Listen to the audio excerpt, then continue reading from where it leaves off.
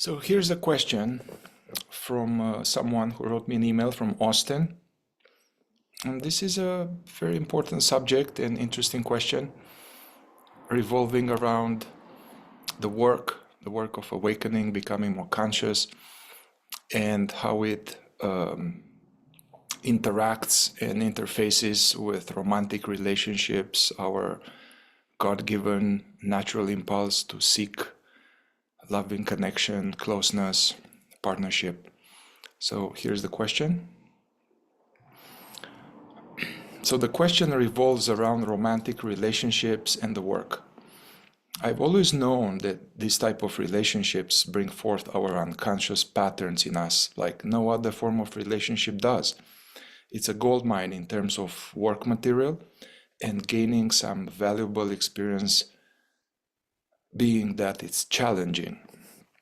Okay, so there's the first part here. I just want to comment on that. It's absolutely true, is that a lot of our pain body and a lot of our sense of personal identity, deficient identity, our relational patterns, our unconsciousness, our suffering actually is going to be evoked in a bonded relationship. As we get into a bonded, partnership, no matter how yummy it is at the beginning and intoxicating and seems like wonderful and perfect, sooner or later that will change, and then very soon, I promise you, and you already know that, some of our pain body material will arise. And if we were just being alone and on a meditation cushion, those may not come up, and you may meditate a lot and practice a lot, and you may feel like, wow, okay, I'm getting somewhere, I'm almost there or whatever, but there's a whole layer of seeds of suffering that we have that only come when we are in a relationship. So now it's important to make use of that. And just to be more specific also for other people, so what will come up? What will come up is, however we learn that relationships are in our childhood, however we learn to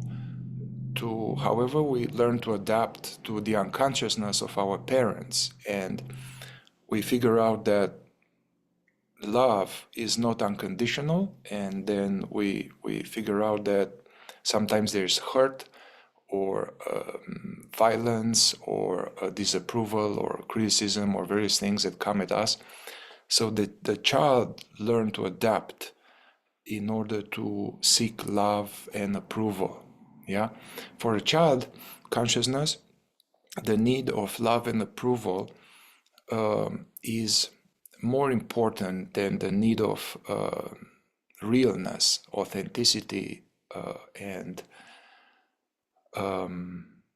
inner truthfulness. So often in our earliest relationship, we develop this ability to be in a certain way. We stop being how we were because we learned that that's not acceptable. So we develop this strategic identity. And in this process, we abandon ourselves, we abandon our essence, what's true, what's real. And the real loving relationship, and also awakening can only happen from the foundation, from the soil of being authentic, being real, being true. Some examples of stuff, material, what you call material, that come into relationship would be, let's say, for some people, like everything goes well, but then as the relationship gets deeper and better and closer, now it may come the fear of intimacy, fear of closeness. And then, because if we go deeper, subconsciously, there's a sense that I'm going to be hurt, I'm going to be abandoned, I'm going to be put down, I cannot be myself. So although we don't have this kind of thoughts, there is something in us kind of automatic that arises and may want to sabotage that relationship, starts to look at our partner in a certain way and see their faults, we are looking for, hunting for red flags, hunting for what's wrong with them, we lose the initial global impression of what we loved initially and what we are drawn to, and out of a defense mechanism we look for faults. When that happens, we already kind of disconnected. Actually, we're disconnected, and we find ways to disconnect more to protect ourselves. Some other pattern that may come for some people is that this pattern is called up and out of myself. So I'm in a relationship, and somehow there's some subconscious energetic sense that I cannot be myself, and I have to be in a different way. I have to please, I have to be wonderful for them, I have to do various things. And so what happens is that I'm disconnected from my inner compass, and I'm disconnected from my need to spend some time by myself, to spend some time with my friends, to engage in my spiritual practice. That is abandoned, and I'm there. I'm there, giving them full attention, wanting to please, wanting to, one is lost in the relationship, and then sooner or later that's not going to work. So that's why, in order to really have a good relationship, one requirement is for both people to be able to feel safe and to okay themselves that, hey man, I want you to be real. Yeah, I want you to be real too. I want you to be true and real with me, authentic. If we are not authentic and real, and we don't honor all our needs and various authentic impulses, then we are going to build some subconscious resentment. And then we may not even be aware of that, but we start to this compromising oneself, and this resentment will develop in a sense of disconnecting from the partner and not feeling much love and attraction. But this is because I keep playing this up and out pattern and going against myself, and it's not sustainable. So it's really important to harmonize this, like to serve the other person, to be devoted to the other person, to do whatever we can to feel the other person feels loved and appreciated, and that matters to us. At the same time, we got to be anchored and established in some doing me as well. Yeah, I mean, there are other things like that now can be some kind of jabbing or criticism or harsh remarks or passive aggressive or various things. All of this may come up, yours and your partner's. So this is, as you said, very valuable, because those needs to be looked at. Those patterns are obstacles. They are forms of identification, forms of lying, forms of not being true to oneself. And whenever we are hooked into those kind of energies, we are in our ego. And the ego cannot really love, And also the ego, even if the ego gets love, it really doesn't, it's endless hole. So now let's keep going here. Ideally, the person with whom you are in a relationship with is also someone who is drawn to the work, to spiritual teachings, or has a spiritual aim. There is a high likelihood that one may already be in a relationship and is awakening, working, and your partner is not. Okay, the other possibility is that you may develop feelings for someone that is not interested in the work and does not have any spiritual aim. This has happened to me, and it's very tricky to manage. The question of whether or not it's worth it to spend the amount of time one spends with one's partner is subjective. Yet I remind myself of something that Mihai said, I said in the group in the past, that this practice of making decisions that benefit our personal work and putting ourselves in a relatively good environment for awakening. What are your thoughts on this, navigating relationships with someone who is asleep or has very little inclination towards awakening? Yeah, so yeah, we can have different kind of relationships here. We we can, now someone on a spiritual path or serious on a spiritual path, we can be drawn to someone that is also on a spiritual path and could be in our own community, resonating with the same teachings and practices we do, or can be someone that is on a spiritual path, but it may be slightly on a different track, that may have different philosophies, different practices. Then there is the other option where we can develop attraction or feelings towards people who are not interested. They don't have a magnetic center. They don't have the seeker in them, or maybe the magnetic center or seeker has not activated yet. It may activate in 10 years or so. So the other person doesn't share this mysterious, powerful love and attraction we have towards the work, and this attraction towards the work, this attraction towards being conscious, from one angle, it is our love of truth, is our love of God. And somebody very wise said that actually our seeking, our love for the work is actually the divine in us, seeking us. So this is a very powerful force. So, and as you know, as you go deeper on the path, this will become the most important thing in your life, the strongest engine. And so if we engage with someone who is not interested in that, that is tricky. Personally, I mean, I had lots of relationship, and this was a big part of my life, and I experienced, for me, it doesn't work. This is just me. It doesn't work to be with someone,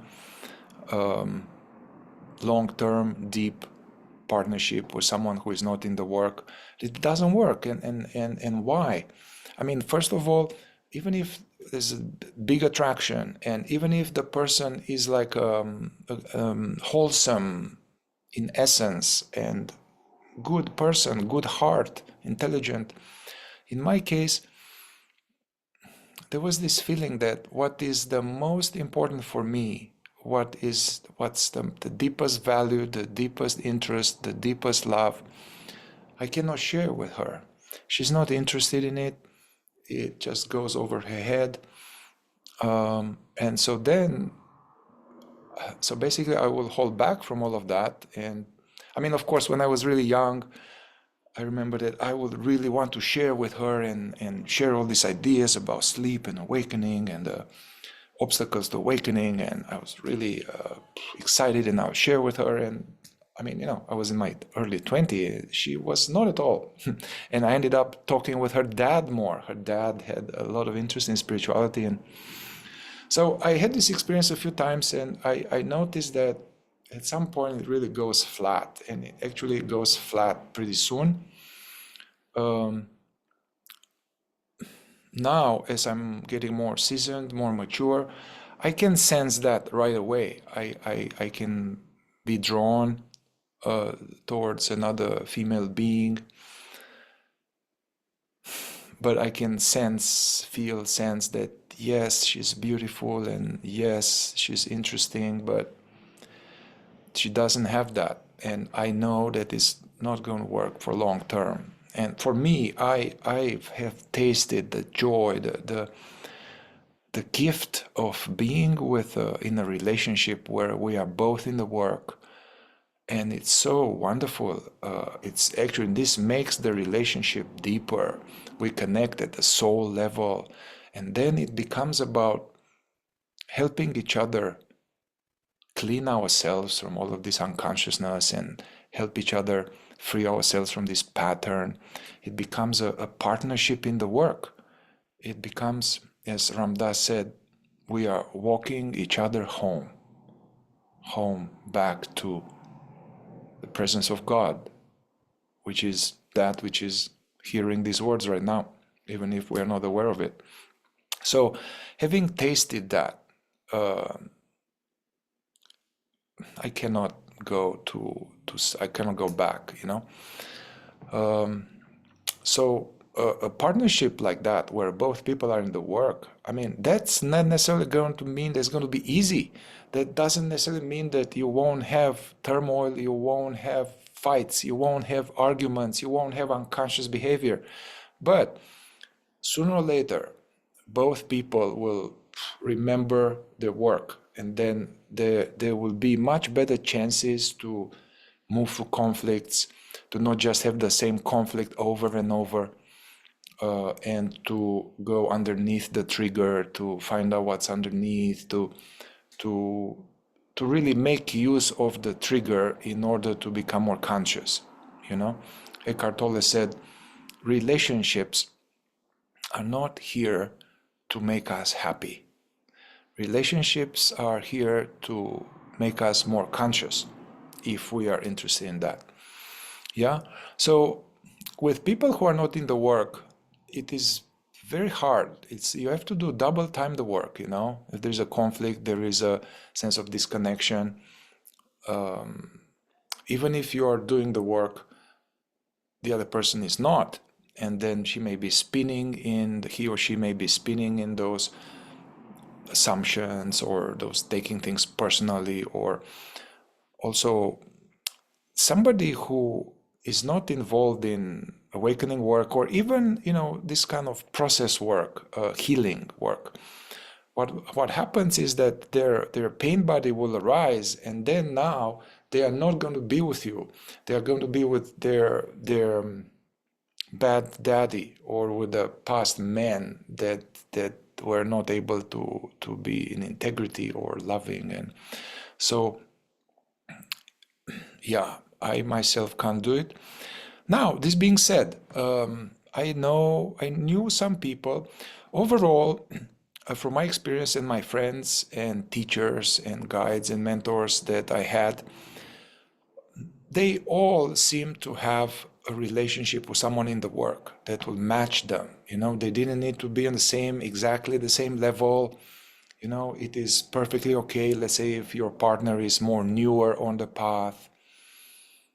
It's also wonderful if your partner is more advanced than you on the path. You know, that's a gift. You know, or you are kind of peers. That can work. Yeah. Now, almost I would say 95% of the people I know who are on the path, they end up being in relationships with people on the path. I have an example of someone who was a spiritual teacher and a deep, wonderful man, and he ended up in long-term relationships with somebody who was really not at all interested. I mean, he was not really interested in it, and also had his partner had serious amount of trauma and lots of stuff. And I asked him, I said, hey man, how can you be with a person like that? You know, because I cannot do it. I mean, it's like, you don't feel that you can't share. I mean, how does it work? And he told me, like, you know, no, it's okay. I don't need, he told me, I don't need that they are sharing my spirituality. I just love them. I see them, I appreciate them, and I feel so good with them. And I was like, okay, man, I hear you. You know, from one angle, that would be some really advanced person on the path, that then I don't need to talk to my partner about these things, and I am so established in my being, and I see them as the being, even if they are asleep to it. Now, this being said, what I noticed with this person is that they will have a lot of conflicts, and it will get off the handle, will get off the rails, and then there will be violence, and there will be all kind of things, and it will be really hard for my friend, you know. So basically, if your partner is not in the work, doesn't have some tools, also psychological processing tools to deal with their triggers, with their unpleasant emotion, their trauma, then they are going to be flooded by their pain, by their anger, by their disconnection, and they are going to lash at you. It's basically, you are going to pay. If they don't have tools, if they don't have some technology to work on themselves, there's no common spiritual aim, you are going to have to pay. You're going to have to pay. It's going to be more shit, more turmoil, and it may not always be resolved, you know? So I'm not sure if my friend is still in that relationship, but it was a fiery, turmoil, intense relationship, you know? And I mean, that's okay to have fiery, intense, turmoil relationship, but as we are deeper and deeper focused on the path, at some point, you know, it is important to have stability in one's life, you know, to have some type of, whenever possible, you know, our destiny is not in our control, but to have some job stability, to have some financial stability, to have some practical stability in one's life, to have emotional stability in the relationship, so that I can really go deep within and into God, you know. And if I have every 4 or 5 days some big drama in my life, that's going to take energy, and that's going to, you know, we are going to be sucked into the drama and all of that. So my take is that it is better from the point of view of the work. You know, this is not the truth of God. I'm sure there are exceptions, but it's better. It's to be with someone that's more on the path with you. It will be a great gift and a blessing. And also you'll have less shit, or the shit that you're going to have is going to last less, and you are going to make some profit from your arguments. You are going to make some benefit from the conflict and the triggers, and you are not going to have the same thing over and over. Also, another thing is that, you know, I would say that this in the early or middle stage of the relationship, that this unconscious material comes and needs to be looked at. And it's important that both people are on board with that. We all are on the same page, that we are committed to our aim. We are devoted to God realization more than I need you, I want you. Yeah, both people are. So both people, instead of being like this, looking at each other, they are kind of looking like that. They are all facing the same direction. That is a powerful relationship, because all of this, it becomes codependent, toxic, one leans on each other, and it is not, it's just unconsciousness, you know, trying to squeeze happiness from the other person, trying to help the other person make me happy, and is, yeah. But, all right, as both people are aligned with this, then actually you can go to a next level of seeing the other person as an expression of the divine. To see, because what we love, Jean Klein was saying that what we love in the other person, we love the divine in the other being. And it's so beautiful to be with someone where the divine in them is waking up to itself. And in this way, the relationship goes to a whole other level, where it's a transcendence of the small me, and it's some kind of merging without identifying, you know, dissolving into this love. And it is hard to do this with someone with a lot of pain body, without tools, without interest in the path. It is very hard. Now, this being said, you know, this kind of stuff, the kind of woman or man you end up with in a family and all that, that's, I would say that this is also not really a choice. It's a destiny, and it's a karmic affair. And, you know, there are stories of sages like Socrates or other people who apparently have had really kind of mean, bitchy women or men, and they stayed with them, they stayed. And, you know, so I know this is possible too, that it's a way of, it's almost like a way of practicing advanced type of loving. And this is a high tantric practice, as taught by Adida Samraj, practicing this divine love to remain as love, to remain as presence in the face of unloving behavior. Yeah, this is very advanced. So when my partner is angry with me, or the partner is saying something unfair, or the partner is a different way, although the tendency in me comes to kind of attack, or to freeze, or to disconnect, to cut off, yeah, I'm just breathing through it. I'm observing these tendencies, and I'm staying open, I'm staying present, and I'm not disconnecting from her or him as they are in their pain body. I'm just very present. So this practice is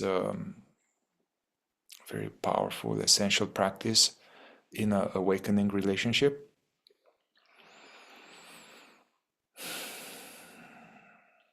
Now, one thing I would say to you, something that plays out in relationship, and it really sabotages them, and it prevents them from working, is this thing that the program, deep program, and even if you know it's not true, and even if you may have freed yourself from it, you may still have some residuals. It's this program that someone else, I'm going to find someone and they're going to make me happy. I'm going to find this wonderful person, I'm going to be fulfilled. Somehow, this is the illusion of the romantic illusion, the Hollywood, the fairy tales, all this movie. All right, find someone and then all my problems will be resolved. Yeah, well, this is a big illusion. And because what happens is that even if you find this person that is so yummy, and you see their beauty at many levels, and it feels like, oh my God, so wonderful, and you feel fulfilled and happy and all of that, and it seems like all your problems went away, this is just a placebo effect. Sooner or later that will wear off, and then whatever problems you have, whatever problems you had before, whatever dissatisfaction, discontent, whatever sense of lack, whatever, anything that's missing, it's going to be there, right there in your face with this wonderful partner, and their problems will be there again. So yeah, Francis Lucille, I once asked him a question about relationships when I was years ago, much more in some kind of turmoiled pain body. And I asked him about something, and he didn't really answer my question directly, but he took some time, he paused and felt into me, and he said to me this. He said, Mihai,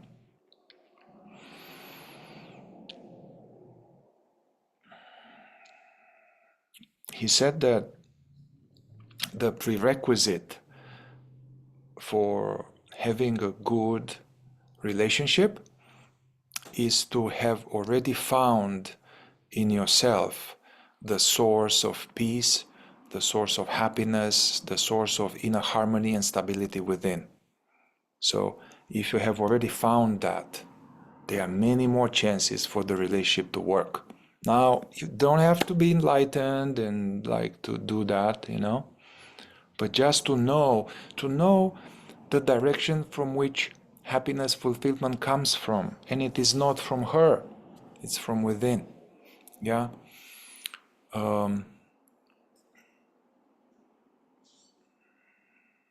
Also, he said to me, it's interesting, he said, Francis, spend time doing what you really love. Spend time with the people who are into the work. Read beautiful literature. Go to events that are beautiful, and art and spirituality, and just hang out in these kind of environments. And all the women that you meet there, don't see them as their body. As men, especially younger men, but I think as men have this strong program to see the woman as the body, objectifying the woman. What can I get from it and all of that? So he said, don't see the woman as their body, see them as the presence, And also the more we wake up to what we are, the more this presence wakes up to itself and realizes that what I truly am is this presence, not this face, not this guy. So the more I see myself and I feel myself as the presence, the more I see women and men as the presence, as the being. Even if they are not aware of it, even if the presence in them is not aware of itself and they believe themselves to be the ego or a story or something. So he said, don't see them as their body first, see them as their presence, and see them as your sisters. See all women as your sisters, which is true. It is true, because you are a child of God, we are a child of God, and all these are our sisters and brothers. And then what Francis said, and he was funny, he said, and then among these sisters, you will have some incestuous relationship, some of them. He was sweet. And then he said, hey, take this out from the video because they may seem strange. So that's what I recommend for you. Also, there is nothing, learning through suffering is powerful. Learning through experience is powerful. So go ahead and try being with a woman that is not at all interested in these things. Try it. Be very conscious all throughout. See what happens. What happens to your work? What happens to the relationship, But then if you experience several times that, man, this is not good, this is not good, and then, learn from it. And I wish for you, I don't know if you ever experienced that, but the blessing and the gift of being intimate with someone, cuddling with her, holding hands with her, making love with her, loving her, with someone that shares the love of awakening as you, and you are hugging and you are making love, and you are both also not forgetting yourself in the process, and you are bringing this presence and the divine into this thing. That's really yummy, and it's really a gift. So hope this helps. Ciao, ciao.